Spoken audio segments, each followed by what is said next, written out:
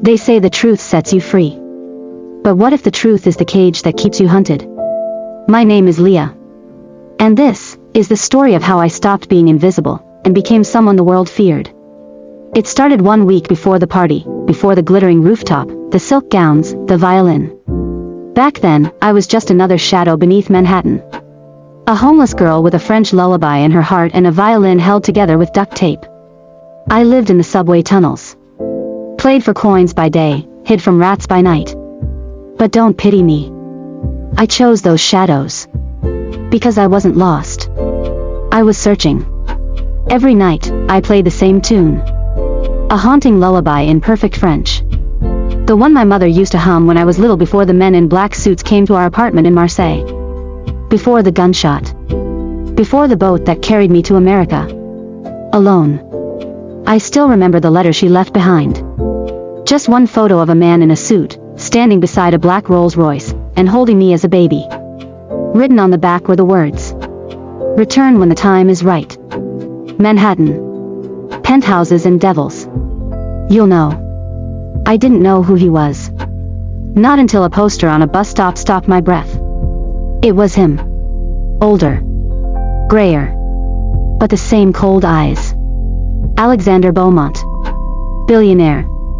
Real estate king. Throwing a masquerade gala on the rooftop of his skyscraper. And just like that, I knew. The time had come. I spent 3 days casing the building. Learned the patrol patterns. Memorized the staff names. Then I found a maid's uniform in a trash bin. Stained. Ripped. But wearable. I snuck in through the service entrance, violin case in hand, heart pounding like a war drum. No invitation. No backup. Just the melody in my blood and the memory of a mother who died protecting a secret. The elevator to the penthouse hummed as I rose, past wealth and power, through gold and glass. Then the doors opened. It was like stepping into another world. Chandeliers glittered like falling stars. Guests clinked champagne glasses worth more than my entire life. They stared when I stepped onto the balcony, torn shoes, dirt on my skin, hair wild. But I didn't flinch.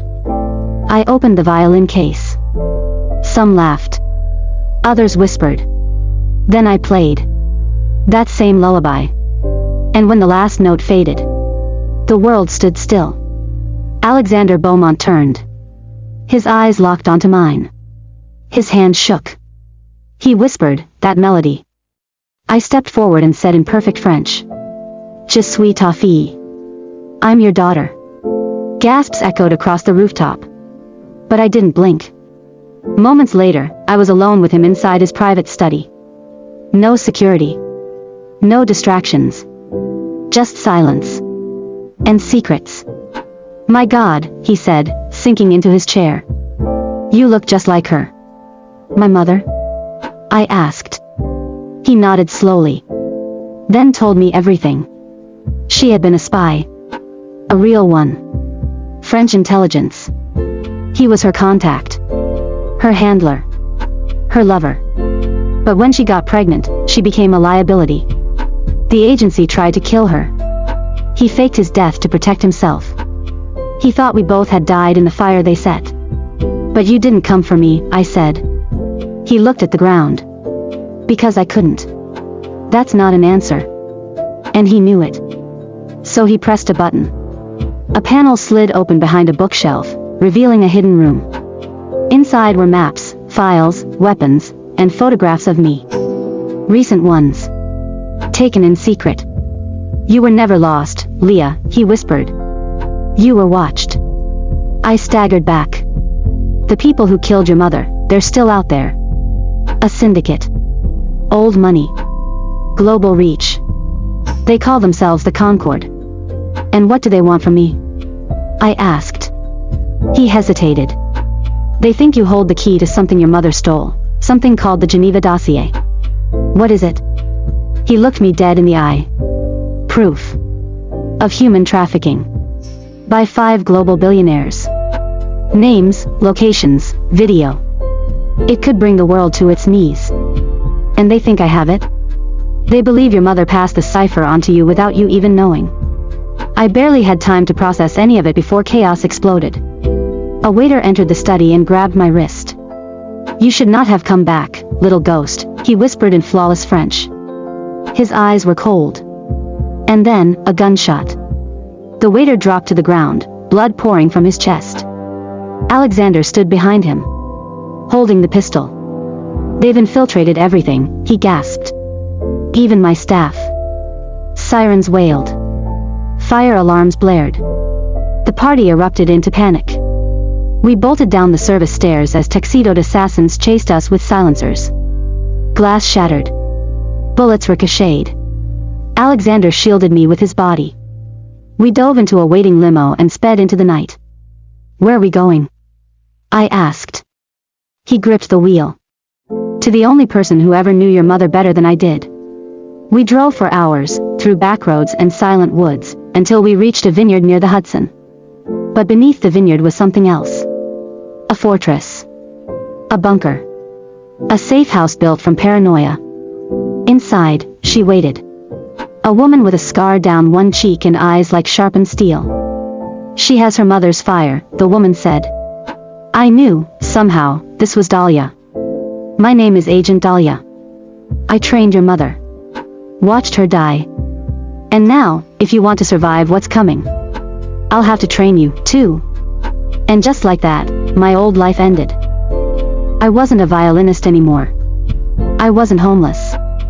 I wasn't forgotten. I was a weapon waiting to be built. They say when you stare into the abyss stares back. But nobody warns you what it feels like when the abyss recognizes you. For weeks, I stayed in that underground compound. No music. No sunlight. No freedom. Only Dahlia, and pain. She trained me with brutal precision. Weapons. Languages. Cryptography. Hand-to-hand combat. She didn't treat me like a girl. She treated me like a ticking bomb. "You're not here to survive," she said. "You're here to finish what your mother started." Most nights, I cried in silence. But never in front of her. Never weakness. Never again. Sometimes I'd dream of the subway. Of my violin. Of the echoing applause from that rooftop. Before it all turned to blood. Alexander visited occasionally. Always watched by Dahlia. Never touching me. Never calling me daughter. It was like he feared I would explode. One day, I asked Dahlia, "Why do you hate him?" She hesitated, then whispered, "Because he sold your mother out. And you don't even know it yet." I didn't believe her. Not at first. But those words, they didn't leave me. Not even when I was sent on my first mission. A Concorde courier in Montreal. Disguised as a private art dealer. Carrying documents that could lead to the Geneva dossier. I didn't hesitate. Not when I followed him through the alley. Not when I pulled the blade. He saw my face, he smiled. Like he knew me. "Tu resembles à ta mère," he said. "You look like your mother." And then, he laughed. A second later, he was dead. And I wasn't the same. Killing changes something. Not just in your hands. But in your soul. The documents were encrypted. But they had one thing. A photo of a man. Julian. My best friend from the subway. The only person who ever fed me when I was starving. The boy who spoke fluent French, who sang with me under the trains. He was a Concorde informant. Listed under the codename, Torchbearer. I couldn't breathe. Was everything a lie? I returned to the safe house and confronted Alexander. Threw the documents onto the table. He stared at them, then at me. And said, "Now you know." "But you didn't warn me," I hissed. "You let me get close to him.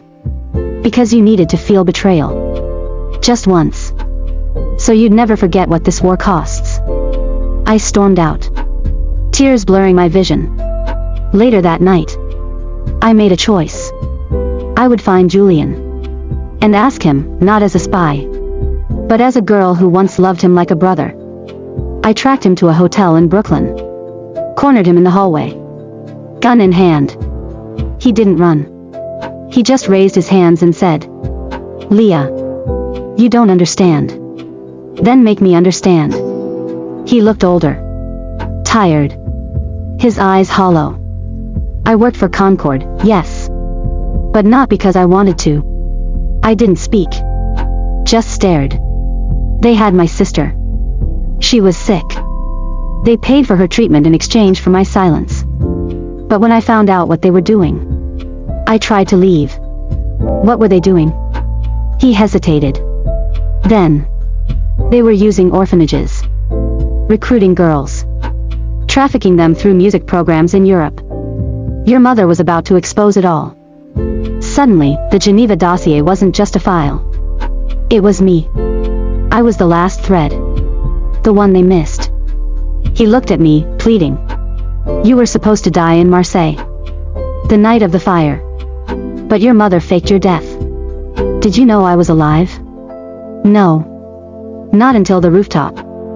The second you played that song. I knew. Tears slid down my cheek. I wanted to hate him. But I couldn't. Because part of me still saw the boy who gave me half his bread in the tunnels. I can help you, he said. I know where the next trafficking exchange is happening. In Prague. If we go now. The window behind him shattered. A sniper's bullet tore through his chest. Blood splattered the walls. I dropped to the floor, screaming. But he was already gone.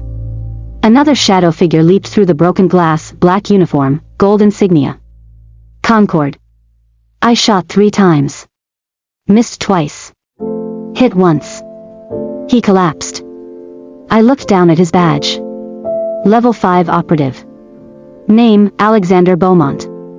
My hands shook. I raced back to the compound. Dahlia was waiting. You knew, didn't you? I whispered. She nodded. He's one of them. I collapsed to the ground. My own father, not just involved, but a commander. The party wasn't an accident. The rooftop. The music. The camera crews. It was a setup. To lure me out. So Concord could finally end what they started. And he'd been watching me suffer for years playing the grieving father, while marking me for death. But why? Why keep me alive all these years? Dahlia looked at me with grim eyes. Because you, Leah, are the cipher. Your DNA. Your voice. Your mind. Me? The Geneva dossier was hidden inside you. Biometrically encoded. And only your lullaby, the one your mother sang, can decrypt it. They say truth must be out, no matter the cost. But when you've carried darkness inside your blood, revealing it can destroy everything you've ever known. I woke beneath harsh fluorescent lights, deep inside the compound's bunker. Dahlia hovered beside me, holding a vial of water. I'd cried through the night, betrayed by my father, haunted by Julian's death, torn between love and blood. I knew the Geneva dossier was locked inside me, and I held the key to end Concord. Dahlia didn't comfort me. She just looked me in the eyes. Are you ready? She asked. No, I whispered. But I nodded. They led me into a chamber lined with monitors and wires, like a prison cell for secrets. A biometric console flickered to life. I inhaled. The lullaby rose in my mind, soft, sweet, drowned in loss. I hummed. A melody so familiar. Then I sang, the lullaby my mother had composed. And the machine hummed, lights pulsing. It decrypted. Line by line, the files spilled out, names, dates, shipments, phone calls. Every Concord layer unraveling. I stared at the screen. Children trafficked through hidden music programs. Names like mine, erased. Healthcare contracts disguised as human experiments. 5th-level operatives. Billionaire investors. Government ministers funding the program, under the guise of philanthropy. All laid bare. Outside the compound, alarms shattered silence. Interpol raids had begun, thanks to the upload made hours earlier. But I wasn't out of danger. More coming, Dahlia said, curt. Concord was stronger than any one compound. But now, we had leverage. We extracted Julian's intel, cross-checked it. Prague shipments, Zurich labs. We'd cripple Concord's pipeline. I realized then, this wasn't just about revenge. This was about freeing the ghost inside me, every stolen child's ghost.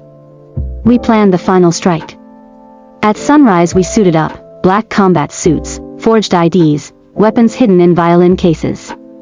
Dahlia would drive the convoy into Prague. I'd lead the infiltration, with Alexander forced to watch or die. He would go too, his cover blown forever. We crossed borders in the pre-dawn haze. Prague's old quarter glowed blue-white under moonlight as we moved in. Inside a repurposed opera house, we found cages, small cells, each with a child. They sat with glazed eyes, listening to silent lullabies in their heads. I looked at them and felt every wound reopen. Dahlia and Alexander took point. I played my violin. Not the lullaby. A signal. The doors burst open. Chaos flared. Shots rang. Smoke bombs exploded like funerals. Children followed like moths to flame, clutching at us. We fought through corridors stained with wealth and blood. Alexander protected me, guilt woven into every movement. Dahlia freed the last child, turning and nodding. We reached the outer gate. Interpol sirens blared. But Concord hadn't retreated. More men closed in, black uniforms, gold insignia. Alexander stepped forward. They aimed. He didn't flinch. I screamed at him. Why? Why? He shook his head slowly. This is the only way you'll ever be free. He raised his arms, covering me. They shot him in the back. He fell. I tasted acid. Rage. I held him as blood pooled beneath us. His final words were a whisper. I'm sorry, for everything. He died in my arms as the last child exited the compound. Interpol locked down the network. The world learned everything. Concord operatives fell. Billionaires were arrested or fled. Billboards read, one song. One girl. One downfall. But in the rubble of Concord, I found silence again. I buried Alexander in Prague. Bought a small vineyard outside the city. Dahlia stayed nearby. Julian's records were approved for adoption, far from his past. I sing now not for death. Not for revenge. But for the children whose voices were stolen. I sing the lullaby, in French. Soft. Tender. A promise not for me, but for them. I don't know what tomorrow holds. But I know this.